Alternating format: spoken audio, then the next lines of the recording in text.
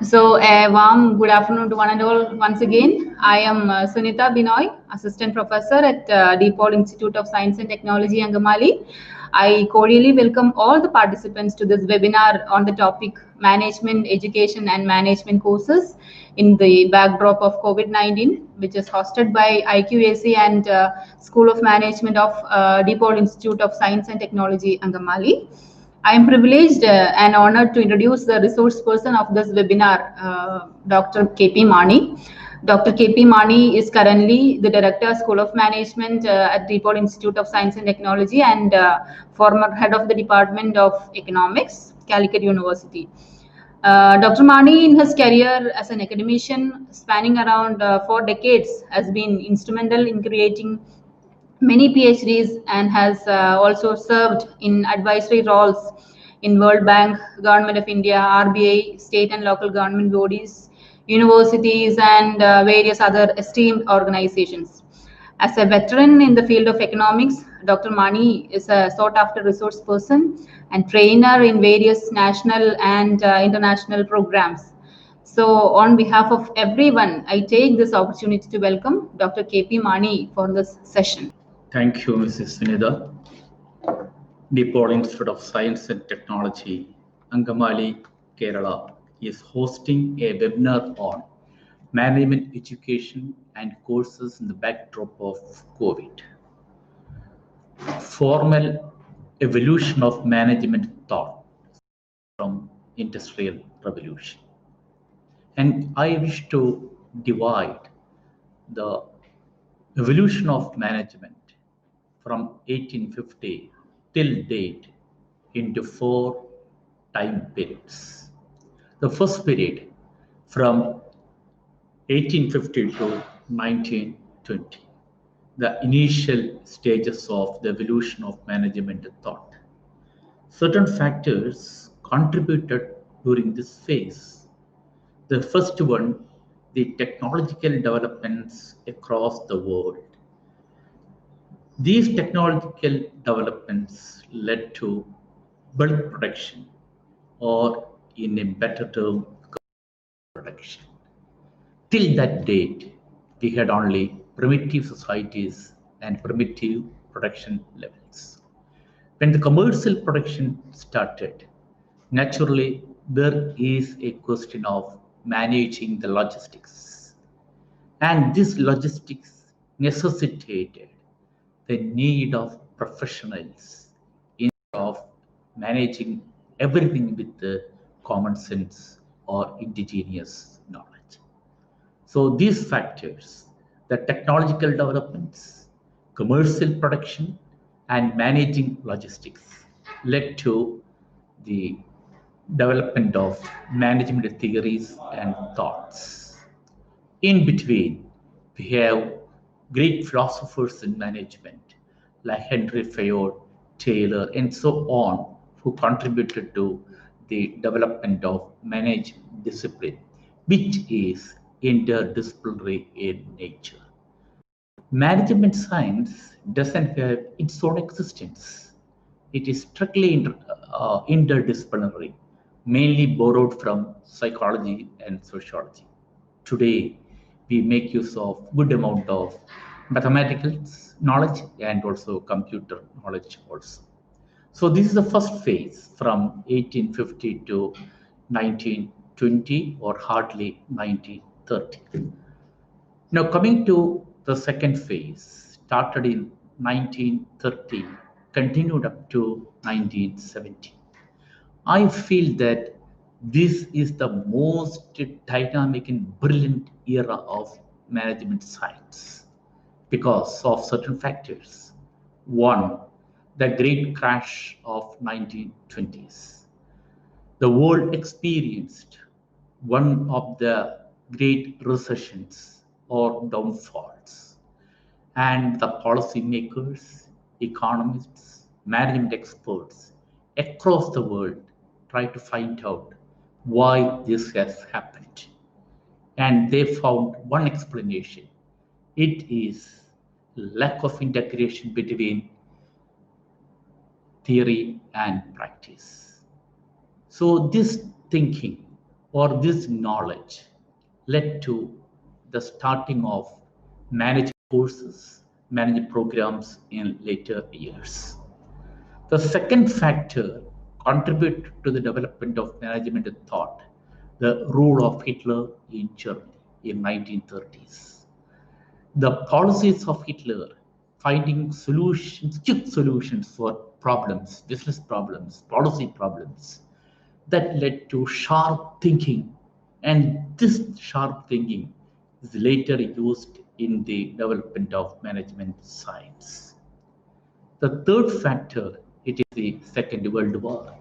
As all of us know, the Second World War totally changed the destiny of world. In one way, I can put it as before Second World War and after Second World War. So there are contributions from the Second World War, even from the First World War also. Then in 1940s, a new thinking emerged in management science. It is quantitative thinking, application of mathematical models, application of computer knowledge, computers. All these factors made revolutionary changes in the management philosophy, management thought, and this continued hardly up to 1969-70. Now the third phase, that is from 1970 to 1990. What I believe is from 1970 onwards, there is a road towards privatization. The globalization which we acclaimed in 1990s actually started in 1970s. If we go into the economics theories in 1970s and 80s, for example, the writings of economist Galbraith, the writings of economist Friedman, the policies of American President Reagan, popularly called as Reaganomics, the policies of British Prime Minister Mrs. Margaret Thatcher, popularly known as Thatcherism, all these factors were indicating towards the need of a private-based economy. And accordingly, the more management theories underwent modifications between 1970 and 1990. Then, from 1990 till 2008, the world was experiencing globalization. Globalization is a reality. Whether it is good or bad, right or wrong, is a different question. It is a part of international economic order. And one of the challenges with respect to management as a consequence of globalization, that is the need of developing a corporate culture, the demand for management professionals. And if we just go through history of the world across the countries, it is found that different management programs were started after 1990. So in one way, it is a era of management professionals dominating the corporate world, the world international economic order. Then comes the last phase, started in 2008 till date, where two very important incidents are important. One is the Great Recession of 2008, which still continues. And second one, for the last 6 months, the coronavirus attack, popularly titled as COVID-19. But what impact is COVID, recession, etc., created on the global business system? In one word, we can put it as there is a recessionary trend. To what extent that recession continues, what are the impacts, what are the positives, what are the negatives? We are not going to details of those because it is not the primary agenda of today's discussion. So I was trying to give you a brief overview of the evolution of management thought. Then the first management program, a course, it was started in 1908 in Harvard. So actually our management education, management courses, it is nearly 125 years old.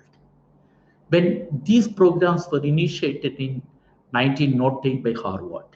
They had some objectives, some goals, some mission and vision of starting this management program.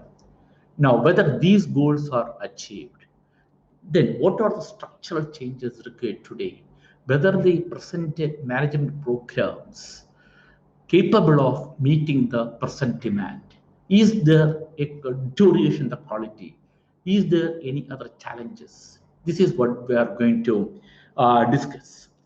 Now, the present discussion is exclusively limited to India alone.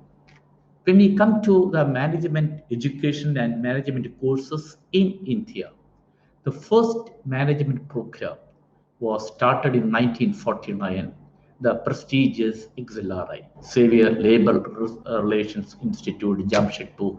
Still, they continue, one of the pioneers in management education.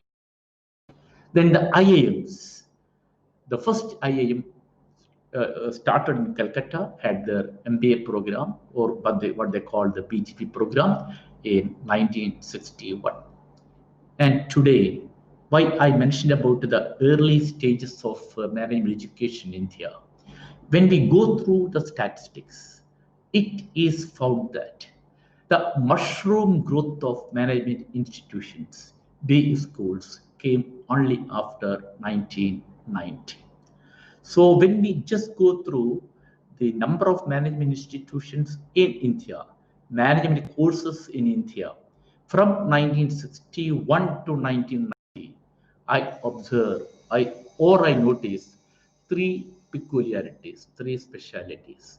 One is limited number of institutions. Number two, these institutions had quality programs with very good output. And third one, who are coming out of the management programs, they are well absorbed.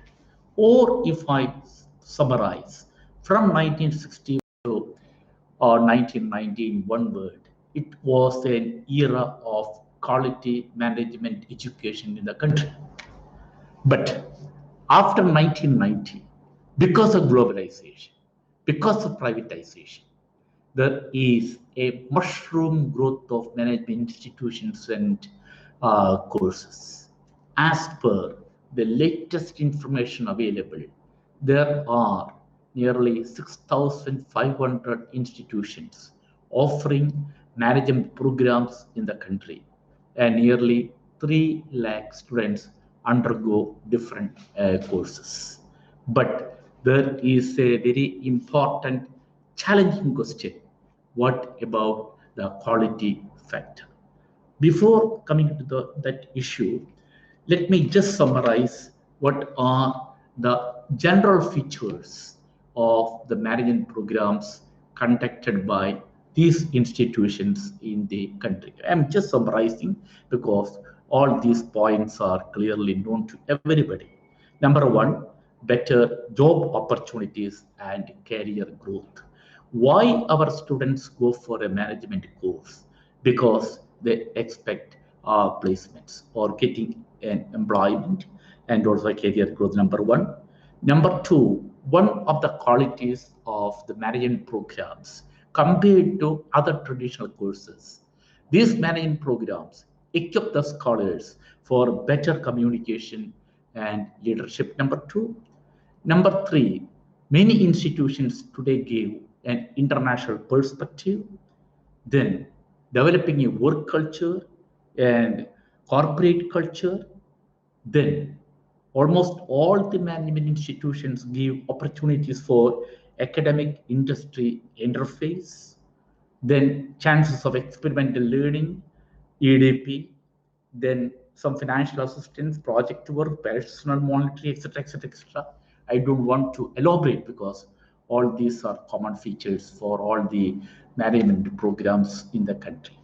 But coming to the critical part of management education, because we are trying to discuss the management education and courses in the country and what retuning or what reshaping is needed. So I wish to make some critical observations. When I make these critical observations, it is giving due respect to the management institutions and management fraternity in the country. Now, the first critical issue, that is the employability of the graduates these business schools. Again, a study conducted by MHRD found that the employability of the management graduates coming out of the big schools and other institutions in the country, leaving the premier institutions like IIMs and other premier institute, it is just 10 to 12%. So employability is a very, very important issue, which I shall touch upon later.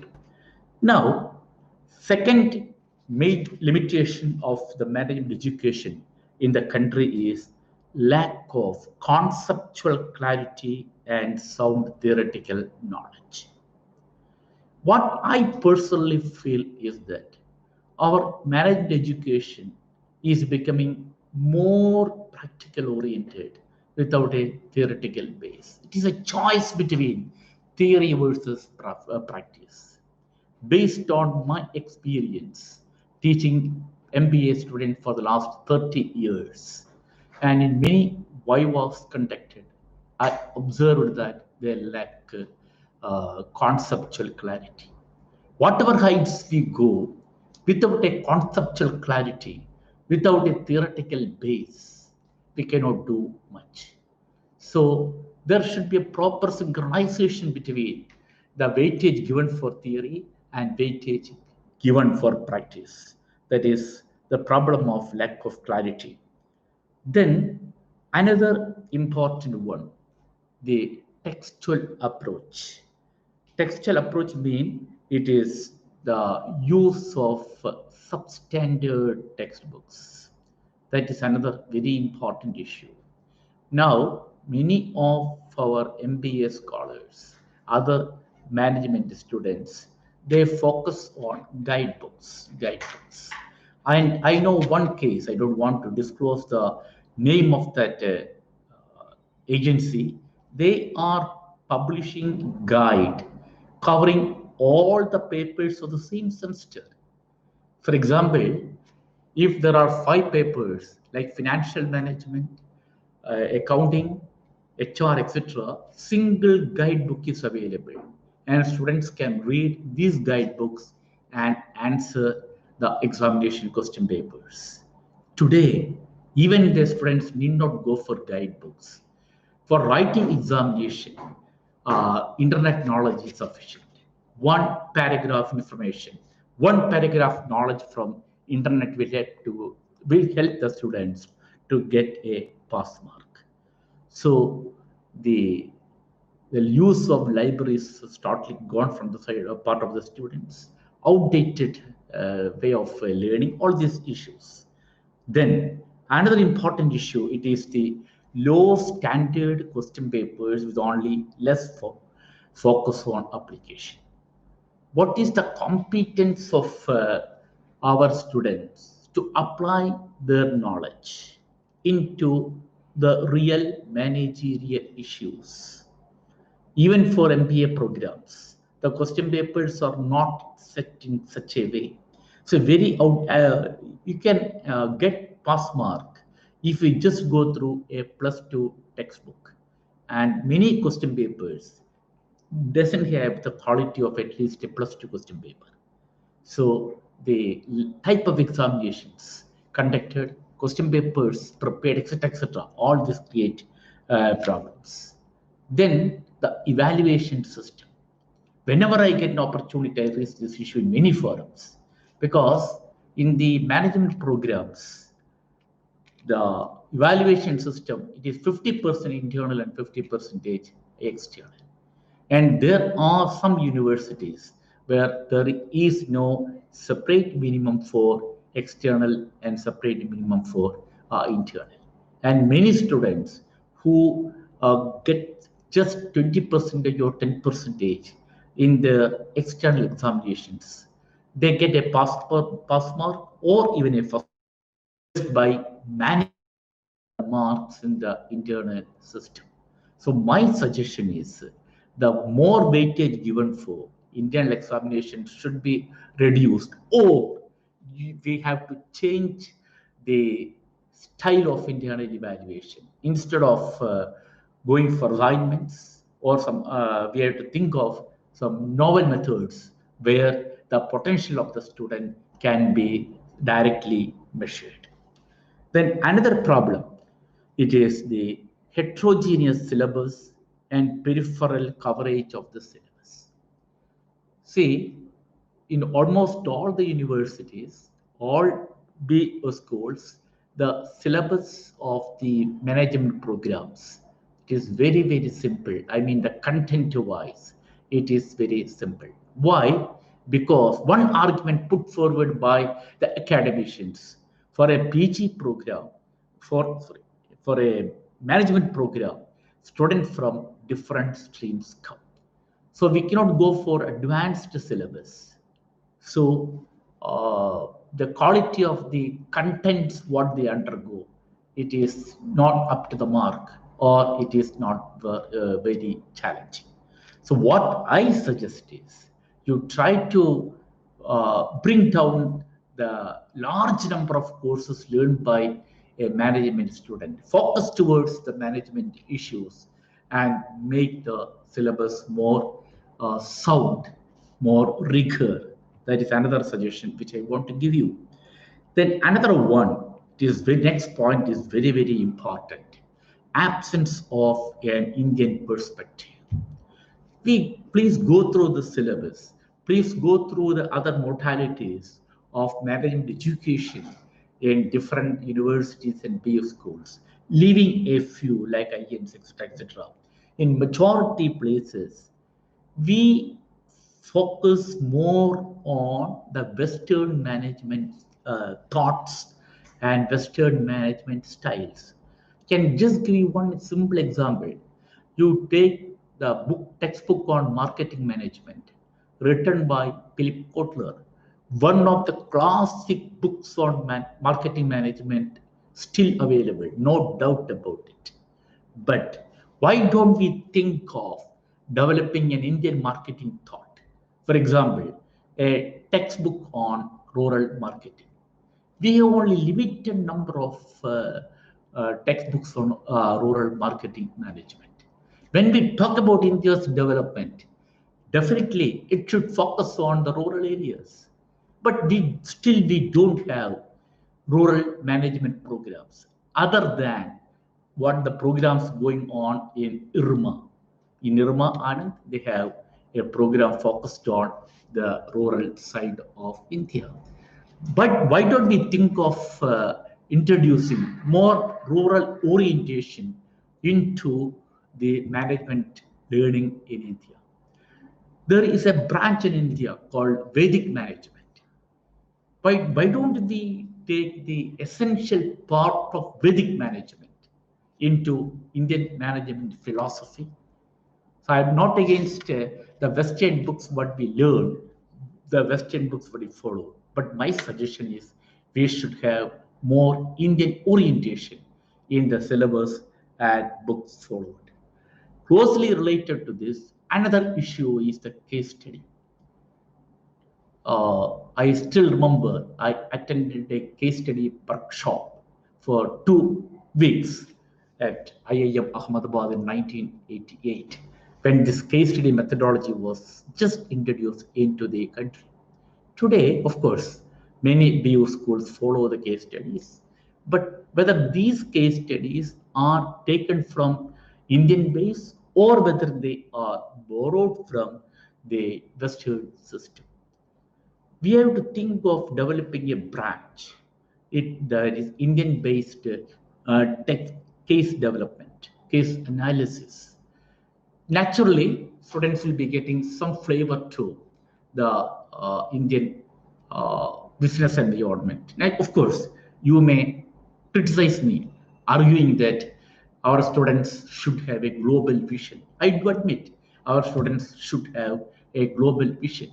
But what about the home country where they undergo the programs, where they live, and to what extent these Indian managers can contribute for India's development. So try to bring more Indian-originated cases in our textbooks, learning, etc., etc. Then the outcome of industry interface, academic industry interface, it is going on. I do admit it is going on. But what about the output? Whether the output is significant, or whether the students go into different industries just as a part of their curriculum. Another point.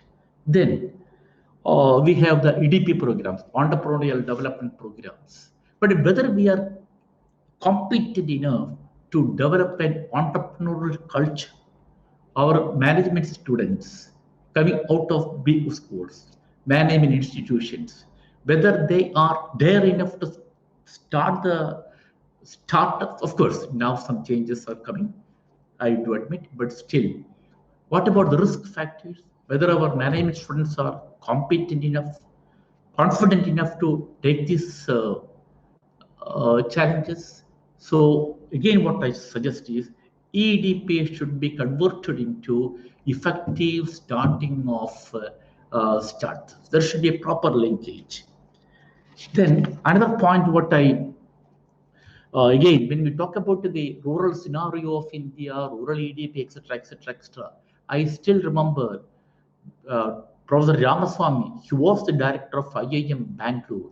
He was talking about a movement called Cartman some years back. What is meant by the Cartman? It is the starting of the concept of barefoot managers, managers who are ready to go into the villages of India and make India developed. So the concept of barefoot managers, how far we are capable of implementing. Then one more point, when we talk about the limitations of management education in India, I want to talk something on the project reports. For the last 30, 40 years, for almost all the programs, not only management program, but other programs also, students have to prepare a project work. But what about the real quality of the project work? I can very well assure you, it is 90% a plagiarism. 90% a plagiarism. When we evaluate the project reports, it is very, very interesting to see. So plagiarism is one serious issue. Number two issues which I want to focus.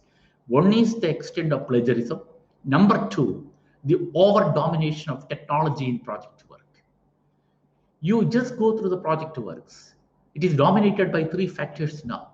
One is the writing. One is the students need not sit in the library. They can just photocopy. Number one, influence of technology. I mean, talk about the negative influence of technology. Number two, they need not write. They can cut and paste. Number three, the irrational use of statistical packages. All these contributed by technology. But I'm not against technology, bringing technology into education. But my argument is, when you apply technology irrationally, it leads to serious consequences. So project work, students are doing project work just for the fun of doing project work. My suggestion is, it is high time to think of restructuring the nature of project work. So these are some of the limitations what I observed for the management education in the country. And of course, we have different management programs starting with the MBA, part-time, full-time, executive, and so on. I'm leaving that part. Then with the specializations, conventional specializations like finance, marketing, operations, HR, etc. HR and marketing, the most very, very popular specialization students offered by the students. Now, let us spend 3 or 4 minutes on the impact of COVID. For the last 6 months, people are panic about the impact of COVID from different angles. But what I feel is, when I just for fun, I went through the history of virus attacks in the world during the last 100 years and found that the first virus attack was in 1980, the Spanish flu. Of course, Spanish flu has nothing to do with the Spain. From 1918 till date, in every one decade, there is a virus attack. So it is a part and parcel of the global evolution. We have not very, need to be very much concerned about the virus. What I feel is very shortly we will be able to conquer the virus attack either by developing a medicine or by the due course the virus attack may vanish. Anyway, there are some just 2 or 3 points on the impact of virus globally and on India. Now coming to the impact of virus on the global business, global economy. 2 or 3 points are very important. One is the trends in GDP, global GDP growth rate. When I went through the data provided by International Monetary Fund 2 days back, it is seen that between October 2019 and December 2019, the growth rate of the economy, the growth rate of the global economy, it was around 3.2%. Then from January to March 2020, it has come down to 2.8%. And currently it is hovering around 2.5%. So definitely there is a fall in global GDP growth rate. And the basic economics suggests that whenever there is a fall in global GDP, it will directly affect other macroeconomic variables like employment, consumption, saving, and investment. Economists used to put that it is in a vicious trap and it is very, very difficult to come back. So one danger of this virus attack, it is an unexpected fall in the global GDP, number one. Number two, it is related to the crude oil. There are two factors. One is the fall in demand for crude oil. Number two, a fall in the price of crude oil. Again, when I went through the data, it is found that over the last 6 months, the price of crude oil declined by nearly 76%, and the demand declined by 47%. A great figure. Now, what will be the impact of this crude oil crisis in the working of the global economy, particularly the Middle East economy? And when the Middle East is adversely affected, there will be the displacement of labor, particularly Asian labor, that happens now. So that is the second major issue. Then the third major issue, it is loss of employment. Loss of employment in the corporate sector and also in the unorganized sector. Again, when I went through some data provided by IBR, the International Bank for Reconstruction Development, of course, they are only quick estimates only. Now, based on the quick estimates made by the agency, it is found that nearly 78 crore people lost employment during the last 6 months of unorganized labor.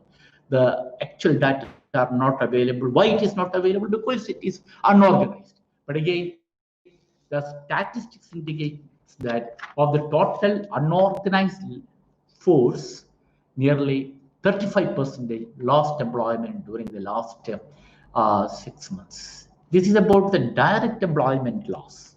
Then there is the payroll cut, lockouts, etc., etc., etc. High.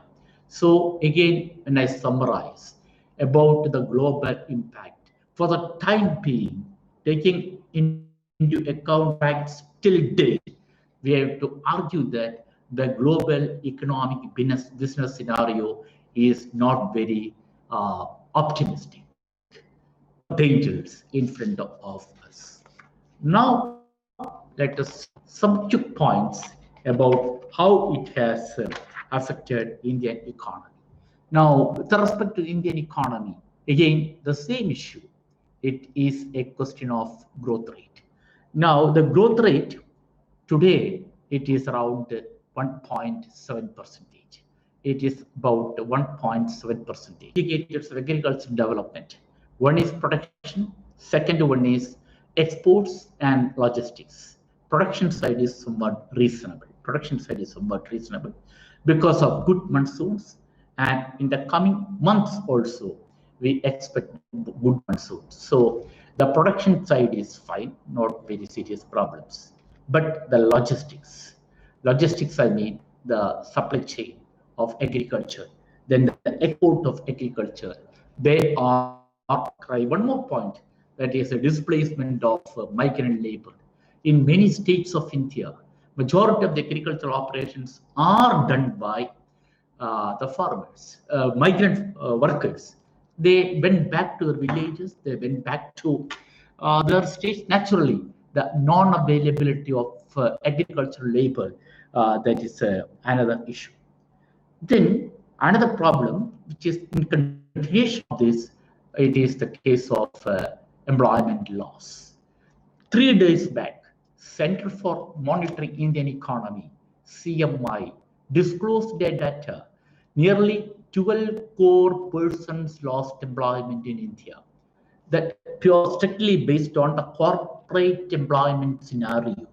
The migrant workers, still we don't know what is the exact figure, but every day we watch the TV, the flight of the migrant workers. So here, rehabilitation of the migrant workers, that is one issue. Taking care of these migrant workers, another issue. So the employment scenario of India is not at all attractive.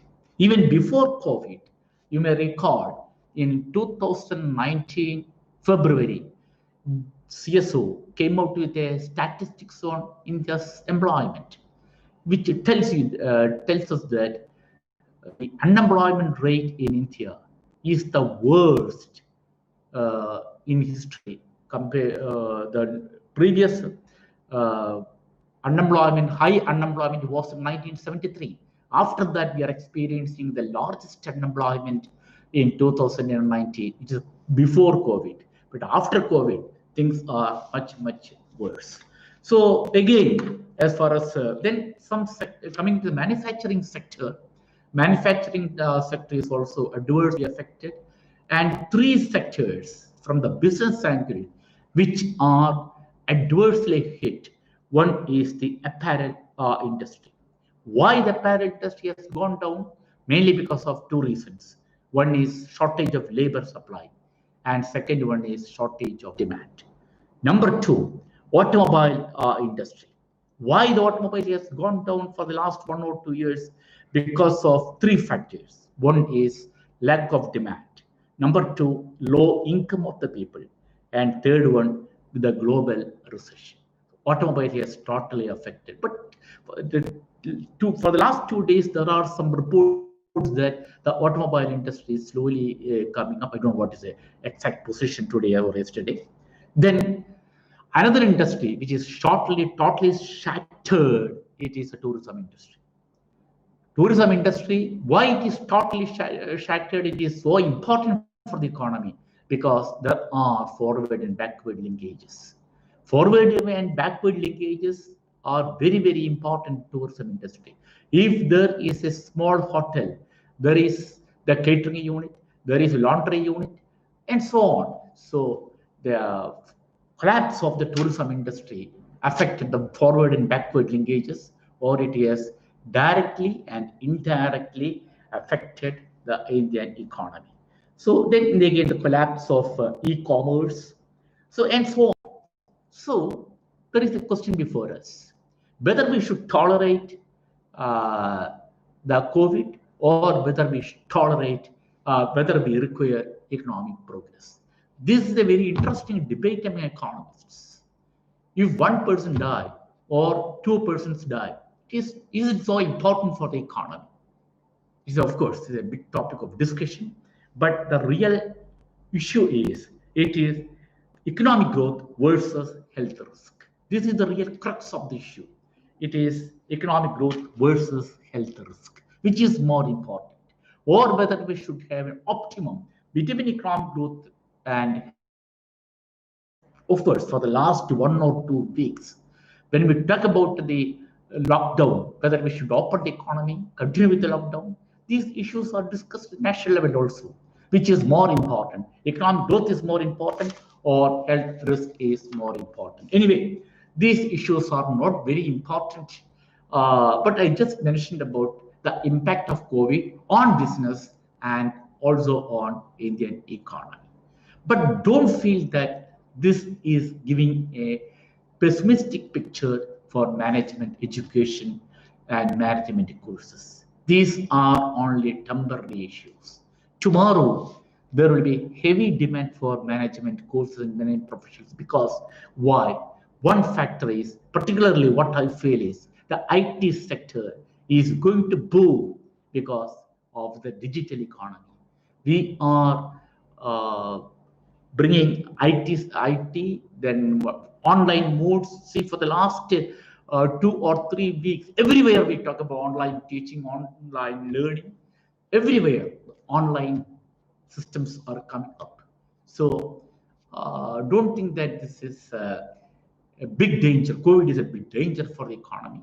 Very quickly, we'll be able to come out of this crisis. Naturally, a part of the global evolution, as I mentioned earlier, and things will improve.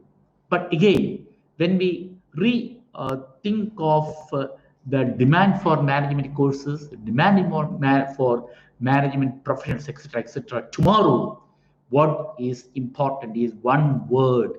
I put it as the quality factor, assurance of quality. This is the most important one. We have to bring some restructuring of the management programs. We have to overcome the limitations of management program. And I wish to just pinpoint what are the suggestions for improving the structure. But before coming to that, let me just summarize the short-term impact of COVID on management education and management courses. I put it as short-term. I don't feel that it will continue for a long time.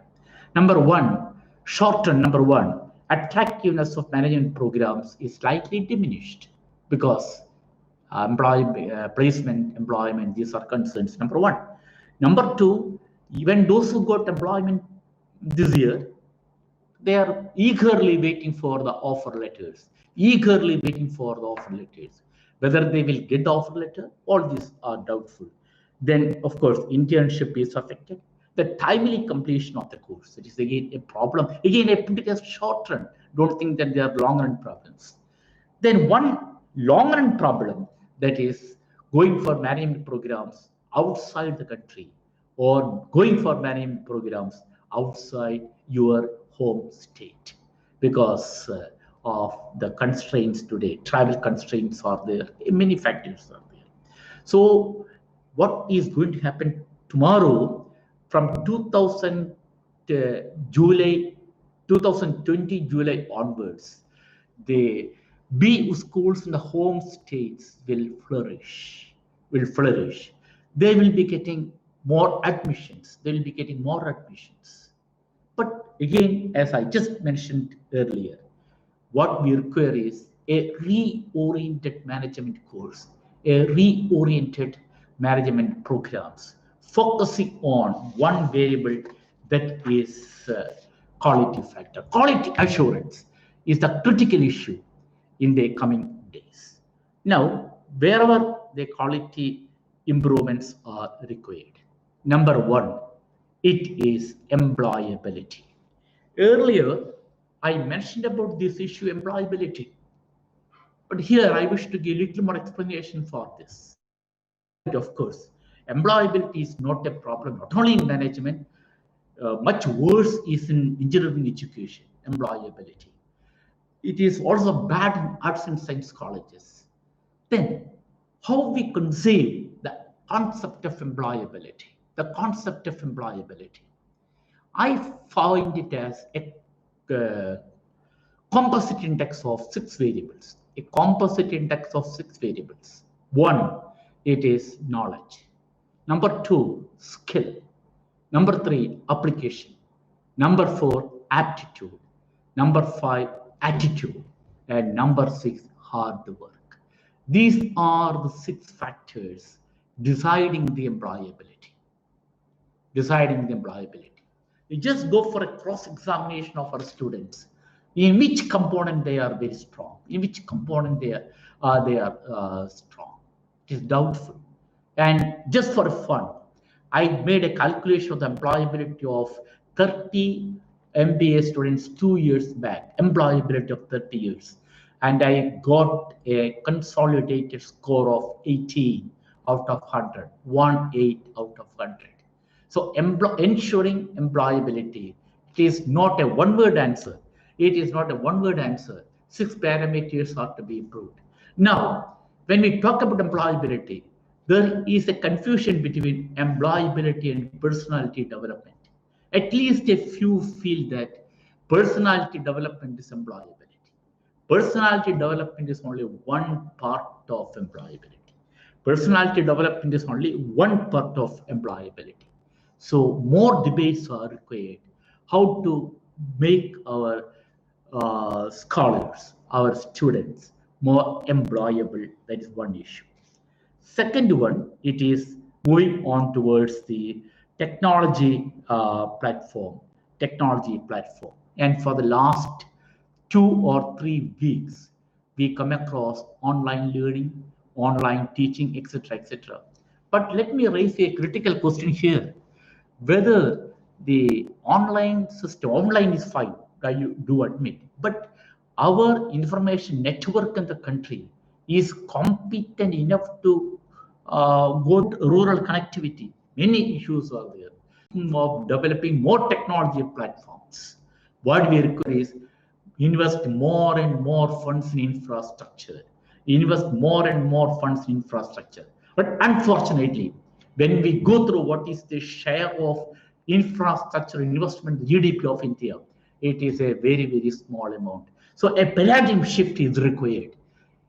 The point which I already mentioned earlier, that is change the style of teaching. Change the style of teaching means focus more on Indian-oriented knowledge, Indian-oriented textbooks, Indian-oriented literature, Indian-oriented cases. It is very important.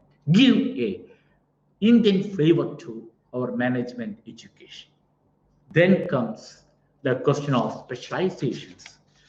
Specializations, it is again important. See, you just go through the specialization offered by different management programs. For the last 30 or 40 years, we focused on marketing, HR, finance, operations, etc., etc. What I suggest is we should go for customized specialization. This is my word. You go for customized specialization. And also specialization focusing on the regional needs, focusing on the local needs. See, in globalization, we have one slogan: think globally and act locally. Think globally and act locally. But what about the local component in our management education? The local component. So some areas what I suggest as specializations. One is start specializations in informal sector. Number 1, small business. Number 2, sustainability. Number 3, localism. Number 4, disaster management. Very, very important. Crisis management. Again, very important.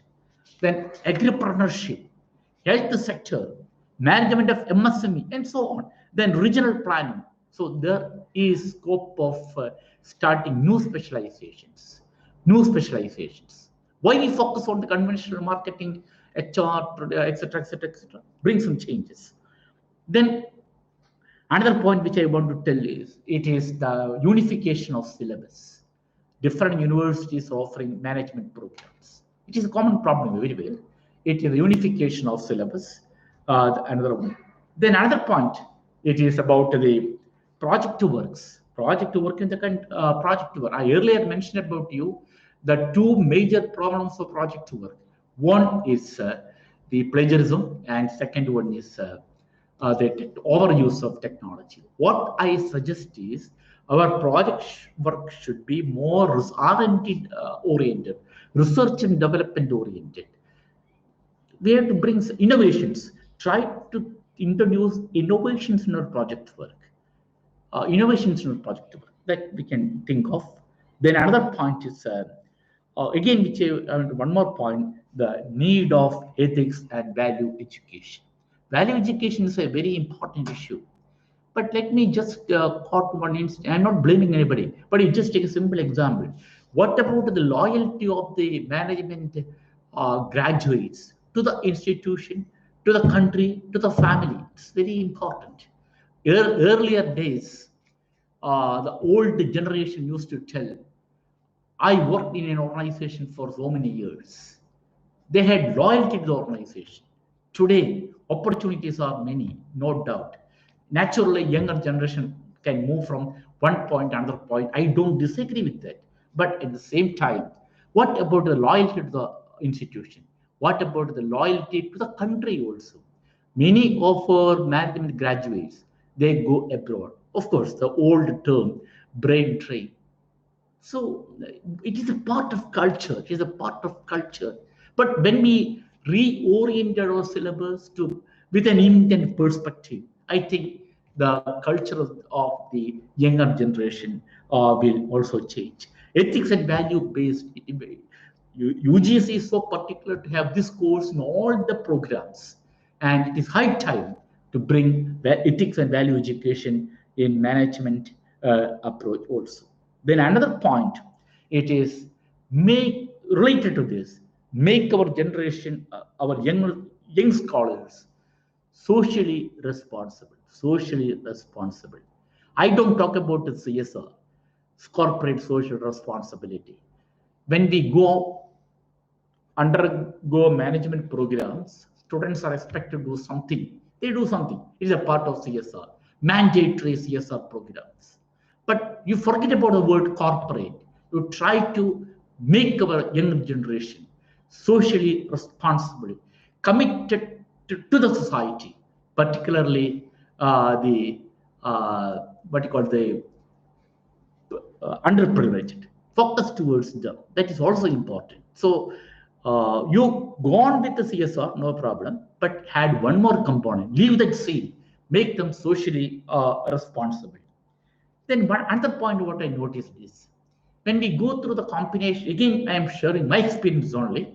When we go through the number of students undergoing management programs across India, it is found that the number of science students, science, I mean, not the engineers, leaving the engineers, the rest, mathematics students, physics students, chemistry students, they are rarely coming to the management learning. So why don't we think of introducing some customized specializations, focusing on science, particularly mathematics and statistics. Management experts very much use of statistics, very much use of mathematics. So why don't we have our own specialization other than the operator? Of course, OR is there. Other than that, why don't we think of having some new type of specializations catering to the needs of the science graduates? Then another point, which of course, which I want to touch again, one or two more points. I know the time is fast.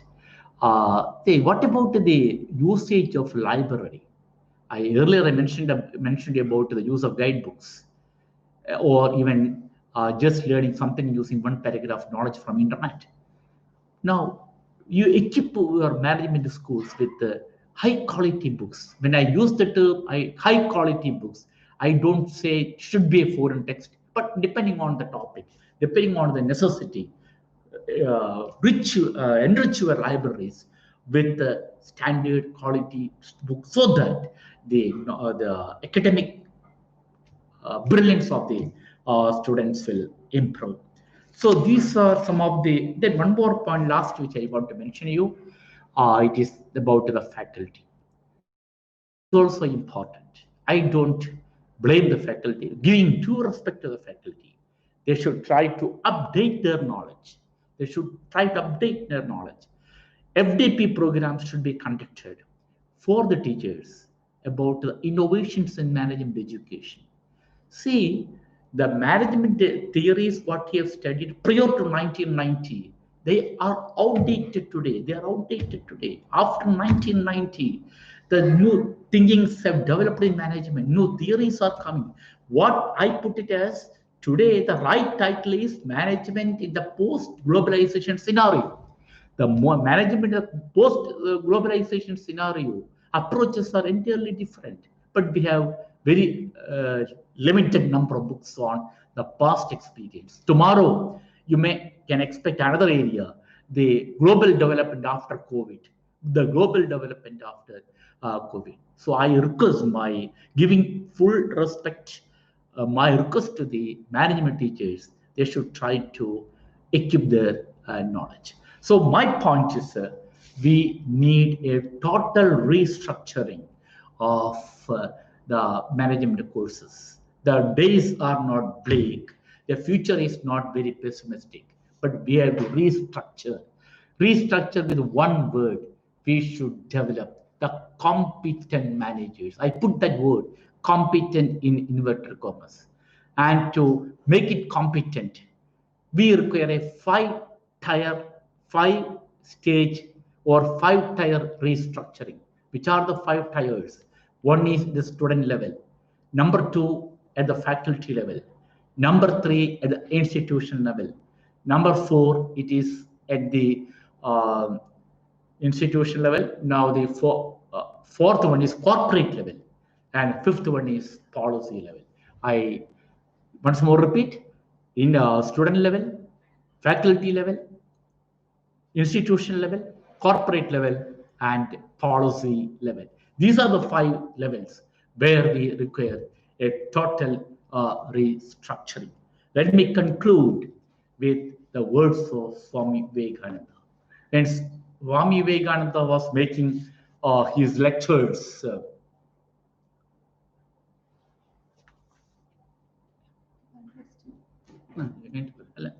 let me finish this.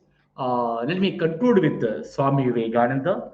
When he was making his lectures in Chicago in 1890s, one press reporter put him a question. The total population of India is 40 crore. With the 40 crore population, why India is not developing? This was his question.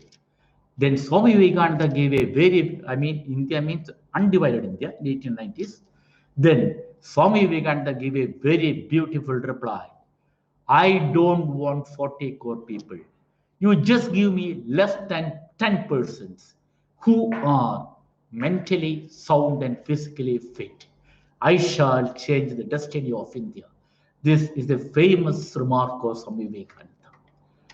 So, my humble request to the management institutions and big schools in the country is try to mold our management scholars who are physically fit and mentally sound, competent enough to enlighten the world. Thank you. I got one question. Some industries and companies have stopped the recruitments due to this COVID. Will this affect the employment in future? No, I don't think that it will affect in the long run. Temporarily, there will be some shortage, but in the long run, everything will be corrected. Don't bother about COVID.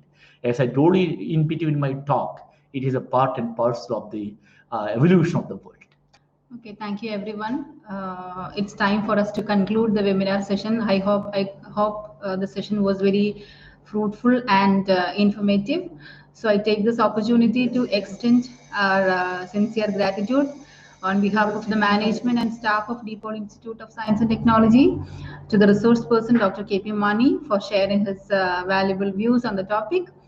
And next, I would like to put on record our thanks and appreciation to all the participants who have attended this webinar from different places. I would like to remind all participants to subscribe our YouTube channel and also fill the feedback form. Send to your comment box so that you could receive your certificate in your registered email ID. Once again, thank you all.